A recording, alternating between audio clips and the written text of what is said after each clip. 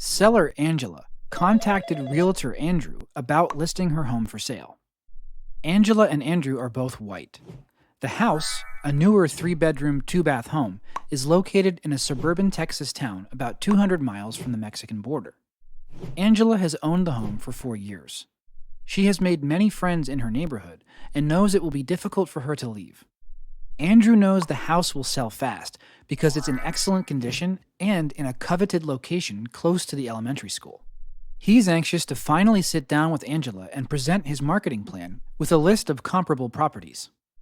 Andrew is greeted by Angela, who first takes him on a yard tour. She's excited to show him her garden, telling him she's been working on it since she moved into the home and gets rave reviews from her neighbors. She enjoys sitting on her deck on summer evenings. As the two return to the front, Angela waves to her neighbor, Mavis, introducing Andrew. "Make sure you find us a good new neighbor, Andrew," Mavis smiles.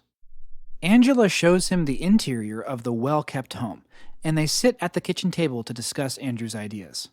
He presents his competitive marketing analysis, showing her 3 recently sold houses in her neighborhood. After discussing Angela's timing for moving and her desired price range, they arrive at a listing price for the home. "Okay, let's talk about how you'll sell my house," says Angela. "I really must be clear about a few things. First, I think a family should buy this house. I always felt like something was missing during my time here, and I think it was that there are no children."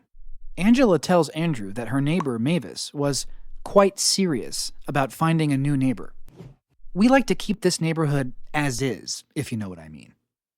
Andrew responds that he does not understand what the seller is referring to, but he aggressively markets his listed properties to reach all potential buyers.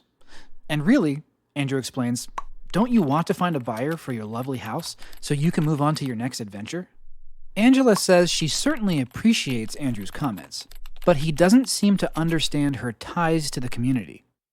"Even though I'm moving away, I have a connection to my friends.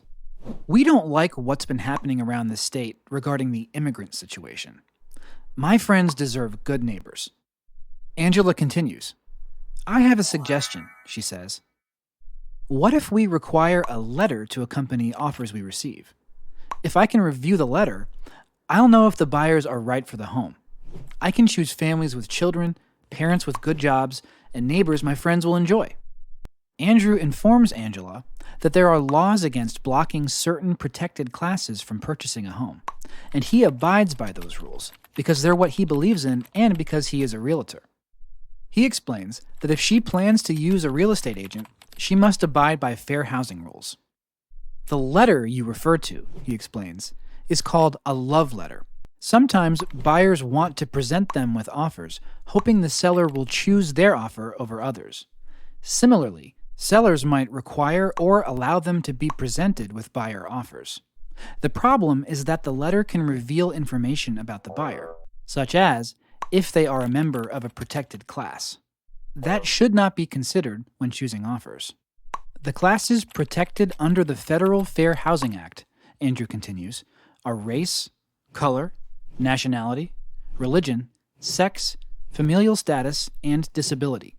So, asking that a family or persons of a certain nationality buy your home could violate this law. While I understand your desire to help find your friends a neighbor you think they will approve of, it isn't your decision.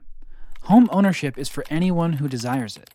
If a buyer has the means to purchase the home, that is what the seller should look for." Angela replies that she had no idea she was violating any laws. She says her intent was not to block anyone from purchasing her house, but she understands now that Andrew has explained.